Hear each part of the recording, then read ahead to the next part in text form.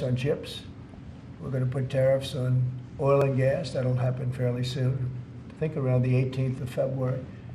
And we're going to put a lot of tariffs on steel.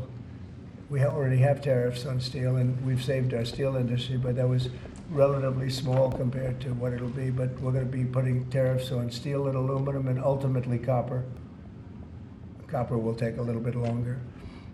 And that'll happen pretty quickly. It'll mean it'll be a great boost for our steel industry. It'll make our steel industry very strong. If I didn't put the tariffs on years ago on steel, which actually Biden left because there was so much money that they couldn't do anything about it, we would have lost. We wouldn't have one steel mill in this country if I didn't do that. We saved the steel industry. So it was an honor to do it. And I think the people that love me most in the whole world are people that make steel. But we're going to be putting sometime this month, next month, we're going to be putting tariffs on steel and aluminum. And we'll give you an announcement as to what the exact date is. But it'll be a tremendous amount of money for our country, a tremendous amount. These are big numbers. And in addition to that, and you see the power of the tariff. I mean, the tariff is good. And nobody can compete with us because we have by far the biggest piggy bank. And so that'll take place very quickly. But also we'll be doing pharmaceuticals. And to bring our industry back, we want to bring pharmaceuticals back to the country. And the way you bring it back to the country is by putting up a wall. And the wall is a tariff wall. We were the richest country in the world. We were at our richest from 1870 to 1913. That's when we were a tariff country. And then they went to an income tax concept, and how did that work out? It's fine. I mean, it's okay, but would have been very much better. So we'll be doing pharmaceuticals, importantly, and drugs, medicines, etc., all forms of medicine and pharmaceuticals. And we'll be doing, very importantly, steel, and we'll also be doing chips and things associated with chips. And sir, what do you plan on talking with the Japanese Prime Minister about next Friday when you all meet? Well, he's coming in, next week. I don't know, he asked for a meeting, and I have great respect for Japan. I like Japan. Prime Minister Abe was a very close friend of mine. What happened to him was so sad, one of the saddest days. But they're coming in to speak to me, and I look forward to it.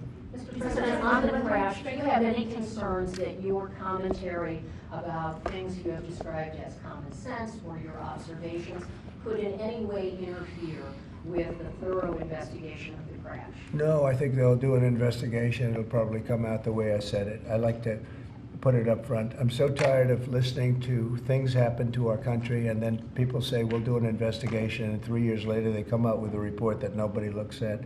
Especially, not in all cases can you do that, but in this case, you had a helicopter that was, the Black Hawk was too high. It was above the 200 limit by double.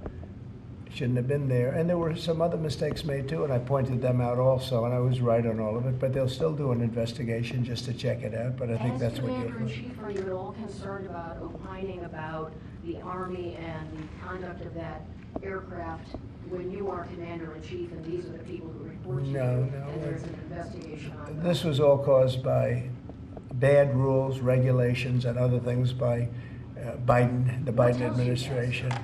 And when you look at the way they ran things, in fact, if you look, we hired, one of the first things I told them to do is get talented people in those beautiful towers overlooking runways. You better get them in there fast because we don't have people there that are qualified. And you knew that because planes were landing very, very late. They were circling all over the place. We had people that didn't know what the hell they were doing. And if you look, excuse me. And there are other excuse me. We have to have the best people, the smartest people, the sharpest people as control tower experts. And that's what they have to be. They have to be experts, and they have to be very smart. And we didn't have our best. And if you read the quote that I read yesterday at the news conference, it talked about people that were psychologically injured were okay, and people that had lots of problems were okay. I'd read it again if you'd like me to, but I don't think I have to waste your time. Concerned though, sir, with planes in the air all around the country, people relying on that as safety, are you suggesting there's an ongoing risk. No, I think there's very little risk, but I think that we have to make sure that this never happens again. Very, very little risk. And we're taking actions that this can't happen again. The helicopter, as you know, was out of its zone. Shouldn't have been out of its zone. It was at the same height as the airplane. Now, the airplane was coming down on its track. It was perfect. It was in perfect shape coming down, and something was in its way. You can't let that happen. And it won't be happening again. And this was all because of weak rules in the Biden administration. And we're just not going to let that kind of thing happen again. And again, I could wait and I could, give a report in 2 years like they always do. And sometimes it's obvious. In this case, to me, it was very obvious. And I think I've been proven to be very correct. Yeah. Mr. President, what do you expect from your meeting with Prime Minister Netanyahu next week? I expect a lot of good things. From all meetings, I expect good things. Marco Rubio, as you know, is going to make a tour of various countries in South America. He's going to be meeting in Panama, where Panama's treated us very badly. They gave him, rather foolishly, a thing called the Panama Canal, the most expensive project we ever built, if you look at today's numbers. Most expensive ever built. We lost 38,000 men. In that case, all men, just about all men. 38,000 to the mosquito, to malaria and various other problems that you get from jungles. It was a tremendously costly event. We built the Panama Canal 110 years ago. Think of it, the most expensive development we ever did, and really one of the wonders of the world, one of the great wonders of the world. And we didn't give it to China, we gave it to Panama. And Panama's been ripping down all the China language signs. They've been working like mad to try, but about 70% of the signs were up and they were written in Chinese, and that's not the deal. So we're going to take it back. They've already offered to do many things, but we think it's appropriate that we take it back. They've totally violated the agreement. We have an agreement. They violated the agreement, and Marco Rubio's going over there to talk to the gentleman that's in charge. Mr. President, do you still think it's a good idea for Jordan and Egypt to be taking in Palestinians when they reject the idea and the Palestinians who are living now in Egypt? I think Jordan will take people from Gaza. And I think Egypt will take them also. I mean, I heard somebody said they're not going to, but I think they will. I feel confident they will. Mr. President, will tomorrow's tariffs include oil? What? Will tomorrow's tariffs be inclusive of Canadian crude? I'm probably going to reduce the tariff a little bit on that. We think we're going to bring it down to 10% on the oil. So it's 25% on the Canada side. Mr. President, are these tariffs stacking on top of already existing tariffs, or Yes, this will be the total? on top of whatever may be existing. Yeah. Mr. Mr. President? President, ask you a question about Venezuela. Rick Cornell was seen on state TV shaking hands with President Maduro. Is there any concern that that might lend legitimacy to the Maduro administration? No, we want to do something with Venezuela. I've been a very big opponent of Venezuela and Maduro.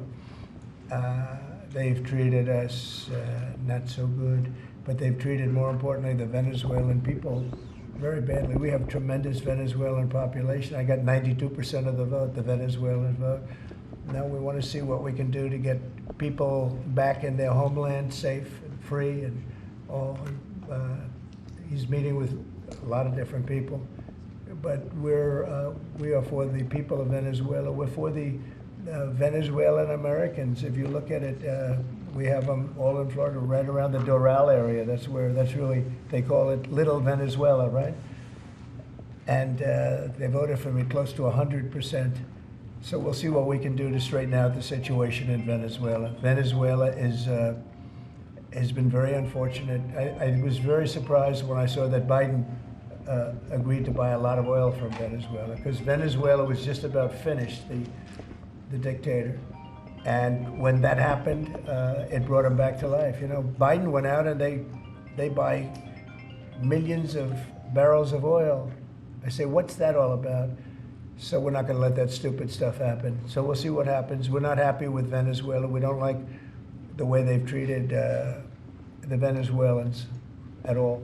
Mr. President, there have been some warnings or messages that government websites will be shut down this evening to scrub them of DEI content. Can you confirm if that's What's accurate? been shut down? Government websites, will be shut down this evening to scrub them of DEI content. Can you confirm whether that's accurate and if there are any concerns? I don't know. about- It doesn't sound like a bad idea to me. DEI would have ruined our country, and now it's dead. I think DEI is dead, so if they want to scrub the websites, that's okay with me. But I can't tell you. I guess probably certain people handle it certain ways. But I'll tell you who's very happy about it: the military. The real leaders, the real generals in the military, they're very happy about it. Doug is very happy about it. He's got a big group of people that are going to be working for him, are really starting right now. He just got signed up, and they're very happy about it. He had a lot of DEI, everybody did, but he has not been a fan. It was really hurting our country badly. It's costing a lot of money too. Do you see the kind of money we're talking about? Hundreds of millions of dollars for nonsense. Now we have our country back now. Our country is back, and it's a nice thing to say. I've never seen such love. I've never had anything like it. I've never seen anything like it. People are coming up, sir, thank you for bringing our country back. We were losing our country, and I think we're stronger now than we've been in many, many decades. Is there any update on your call with Vladimir Putin? Well, we'll be speaking. We'll be speaking, and I think we'll perhaps do something that'll be significant. We want to end that war. That war would have never started if I was president, and we want to end that war. That war is a horrible war. Millions of young people are being killed, mostly on the lines now, mostly soldiers. But the cities have been largely destroyed, many of them. They're like demolition sites. But the soldiers are just shooting at each other. You know, it's a very flat land. I said this the last time, very, very flat land. The only place that a bullet stops is when it hits a person. And they're hitting a lot of people. They're hitting a lot of soldiers, but on both sides. You know, I think Russia would probably say close to 800,000, and Ukraine 600,000 or 700,000. And it's just a senseless situation, and it's got to stop. So whatever I can do to stop it, and we are having discussions, yes. Ongoing, already scheduled and ongoing? Already talking, yes. So you've already spoken to Vladimir Putin? I don't want to say that, but we are having very serious Is there a discussions reason about. you don't want to? Well, I just don't want to say that.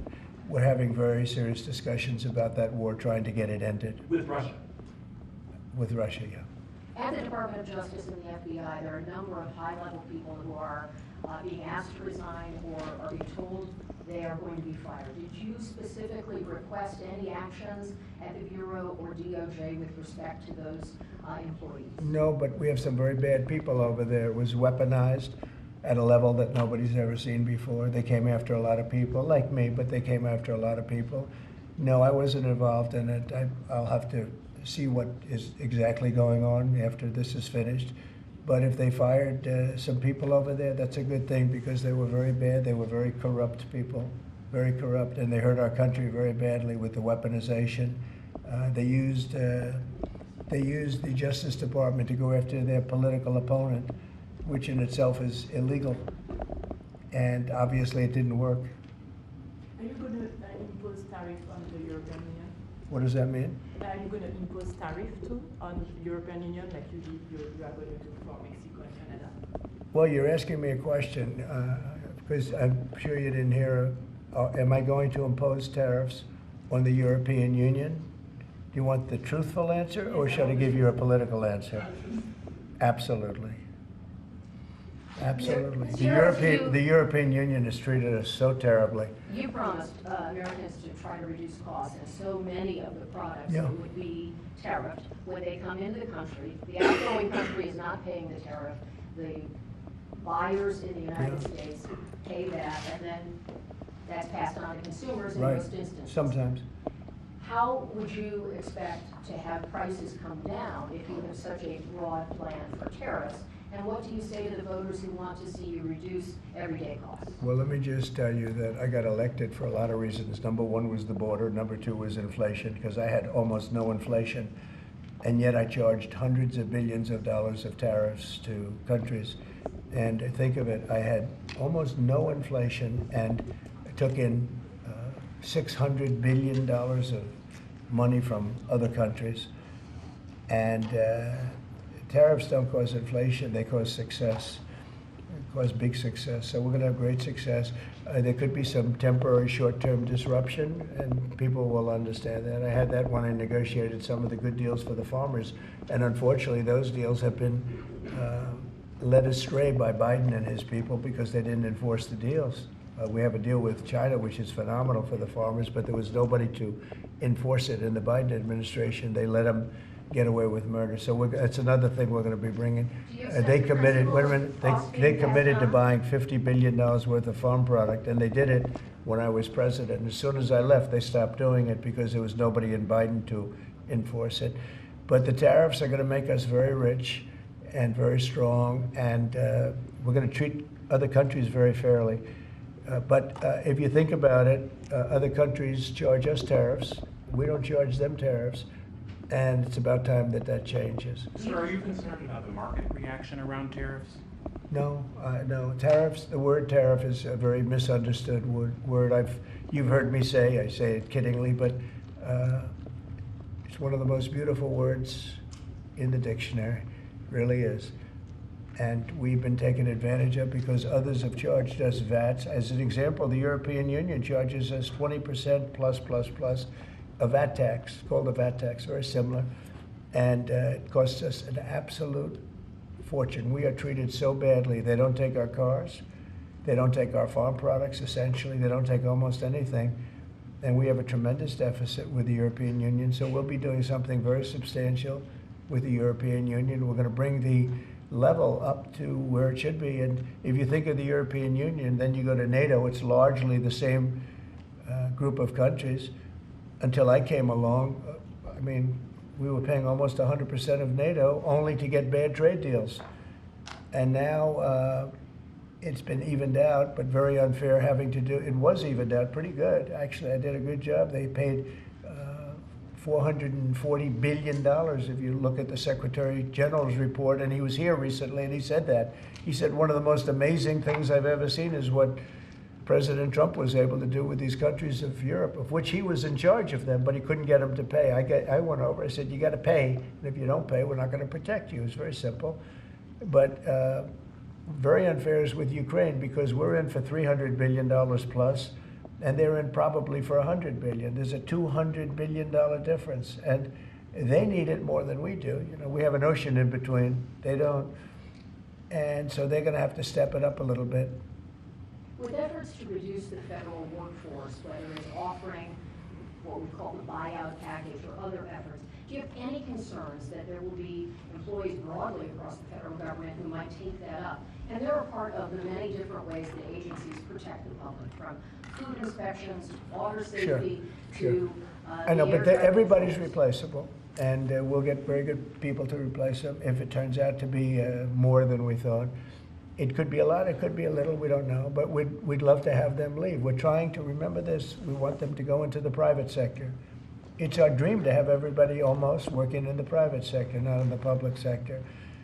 We have many people, very few people came to work. They were, you know, it started more or less with COVID, but actually even before COVID. But it started with the COVID, they didn't come back. And then Biden let them get away with murder, and they, you know, we had federal workforce, like 4% coming into the office.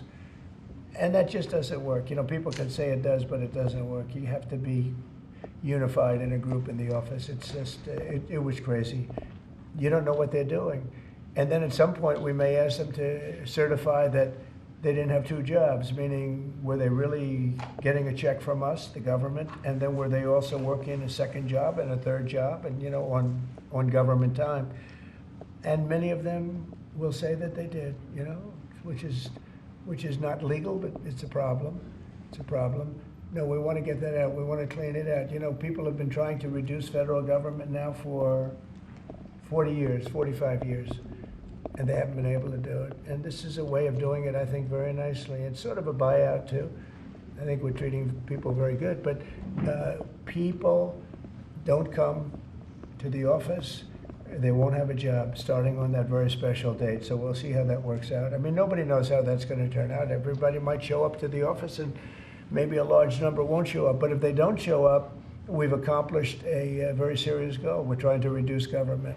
Does Mr. Musk or any of those associated with your DOJ effort, do they have any direct access through the government systems to how money is dispersed? No, nothing. No, they are. This has nothing to do also with the federal cutting. With this federal cutting, this is very separate. This is if you don't show up, you don't get paid. But DOJ, I think, great progress has been made. We're talking about cutting over $1 trillion of waste. We're talking about waste. We're not talking about we're going to love and cherish Social Security, Medicare, Medicaid. We're not going to do anything with that other than if we can find some abuse or waste, we'll do something, but the people won't be affected. It'll only be more effective and better. And our country, as our country gets richer, the people on Social Security, Medicare, Medicaid, those people are going to be more secure. If Biden had gotten elected, Social Security was going to fail because the country was failing. It was going to fail. The country was going to fail.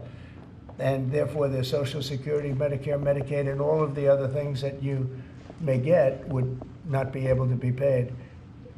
Our country's getting very strong, and you see it. I think more progress has been made in the last 2 or 3 weeks than has been made in the last 4 years. I think not only has more progress been made in the last 4 years, it's, I'll call it deprogress.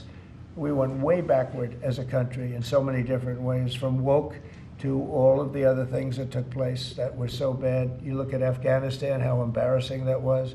I think Afghanistan really started the problem with Russia and Ukraine. When Putin looked over and he saw how incompetently that was handled, I was getting out, but I was going to keep Bagram.